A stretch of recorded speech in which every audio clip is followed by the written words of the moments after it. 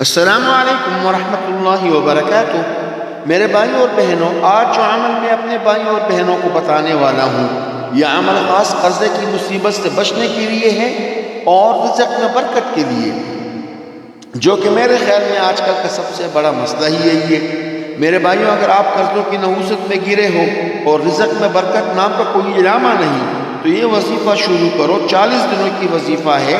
ہر مغرب کی نماز کے بعد 111 مرتبہ یہ دعا پڑھنا ہے، پھر انشاءاللہ تعالی آپ اللہ رب العزت کی مہمان نوازی دیکھیں گے۔ دعا یہ ہے: لا الہ الا اللہ خیر الرازقین، لا الہ الا اللہ الملک الحق المبین۔ آخر میں گزارش ہے کہ سب بھائی اور بہن میرے یوٹیوب چینل کو سبسکرائب کریں تاکہ میرا حوصلہ افزائی ہو، اور چینل کی وزٹ بھی کرے۔ آپ کو بہت فائدہ اور کارآمد آزمودہ اور مجرب وظائف اور دم مل جائیں گے۔ جزاک اللہ خیر۔